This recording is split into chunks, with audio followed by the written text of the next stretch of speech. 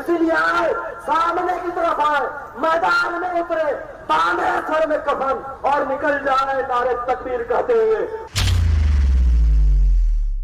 कोलकाता की सड़कों से क्यों भड़काया जा रहा है?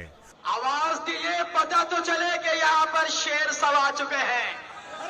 आवाज, क्योंकि आज हमारे पास यही एक हथियार है, हमारी आवाज। और अगर ये आवाज दबी रही तो आपको दबाया जाएगा।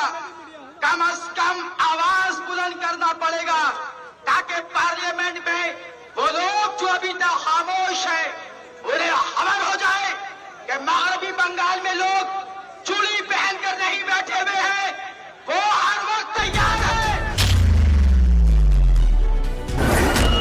कोलकाता की सड़कों से क्यों संसद पर बुलडोजर चलाने की धमकी दी जा रही है? अगर जरूरत पड़ी तो संभल के बाद अगर पॉलिसी ने बैठाने वाला कोई पैदा होगा तो बंगाल के जमीन से वो लोग पैदा होंगे और हम उसके लिए तैयार हैं। क्या आप तैयार हैं? क्या आप तैयार हैं? आप सीने पे गोली खाने के लिए सर पे कफन बांधकर तैयार रहने की जरूरत है, क्योंकि अब बात हमारे मस्जिद की आ चुकी है, क्योंकि अब बात हमारे मदरसों की आ चुकी है, क्योंकि अब बात हमारे कब्रिस्तान की आ चुकी है, क्योंकि अब बात हमारे मदरसों की आ चुकी है। हम इसे गिरते हुए नहीं देख सकते, हम अपने ऊपर बुलडोजर चलते हुए देख सकते हैं, अपने घरों को बुलडोजर के हवाले कर सकते हैं, लेकिन हर केस हमारे मस्जिद की तरफ, हमारे मदरसों की तरफ, हमारे कब्रिस्तान की तरफ अगर तुमने निगाहें उठाई तो याद रखे दूसरा बुलडोजर तुम्हारे पार्लियामेंट में भी चलेगा, उसके लिए भी तुम तैयार रहो।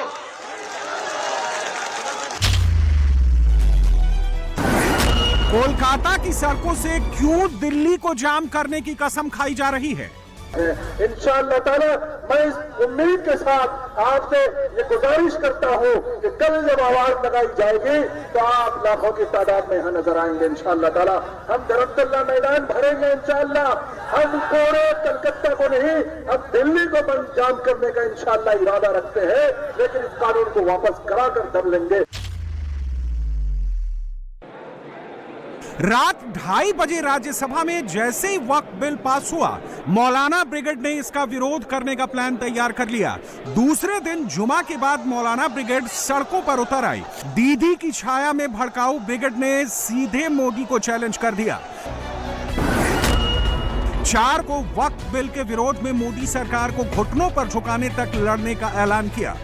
मौलाना ब्रिगेड ने कोलकाता में वक्फ की जंग लड़ने के लिए कोलकाता में लाखों मुसलमानों को इकट्ठा होने की अपील की है।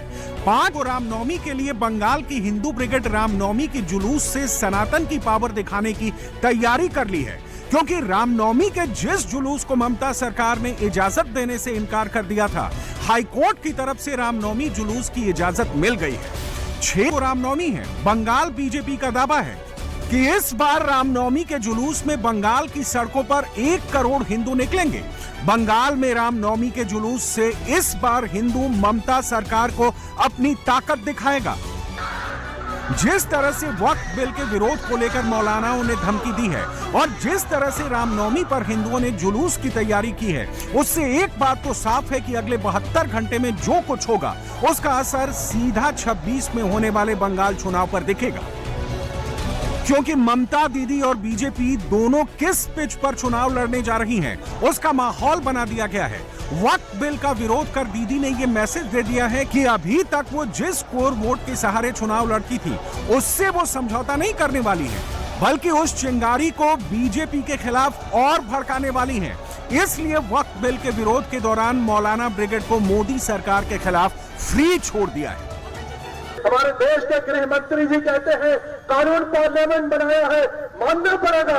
अरे पार्लियामेंट में जब गुंडे मवाली बैठेंगे तो कानून ऐसा बनेगा जो इस मुल्क के संविधान के खिलाफ होगा, और जब कानून मुल्क के संविधान के खिलाफ बनाया जाएगा उन मवालियों के जरिए, उन गुंडों के जरिए, तो उसका देश का सिटीजन, जो इस देश का सही सिटीजन होगा, जो इस देश का संविधान लविंग सिटीजन होगा, उस संविधान के जरिए दिए गए हक का इस्तेमाल भी करेगा, एहतजाज भी करेगा और उस कानून को वापस कराकर दम लेगा।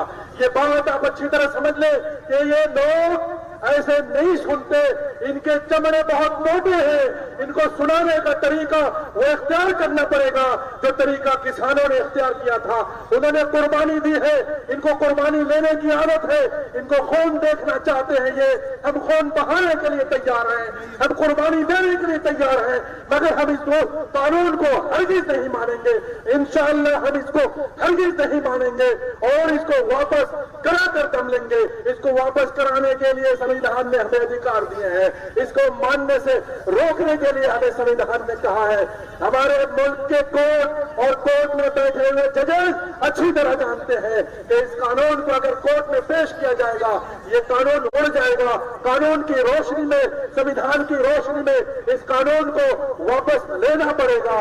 लेकिन कोर्ट भी देखती है कि अवाम का मूड क्या है, कोर्ट भी देखेंगे कि मुसलमानों का मूड क्या है। कोर्ट ने देखा कि मुसलमान खामोश पड़ा है तो बाबरी मस्जिद हमारे हक में होते हुए भी फैसला उनके हक में दिया गया, इसलिए कि मुसलमान खामोश था। अगर मुसलमान इसी तरह हंगामा कर रहा होता, अगर मुसलमान सड़कों पर उतरा हुआ होता तो जिस केस में सारे सबूत मुसलमानों के हक में थे उसके फैसले कभी भी उनके हक में नहीं जाता। इसलिए मेरे भाइयों, ये थोड़े बहुत 150 लोगों के जमा होने का मामला नहीं है, इसके लिए लाखों लोगों को सड़क पर उतरना होगा।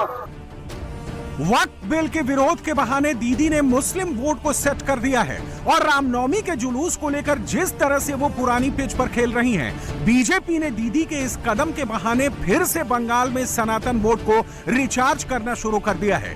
बीजेपी को ये मौका तब मिला जब ममता सरकार ने हावड़ा से निकलने वाले रामनवमी जुलूस को सिक्योरिटी का हवाला देते हुए मना कर दिया था। দয়া করে দাঙ্গা করে অশান্তি করবার চেষ্টা করবে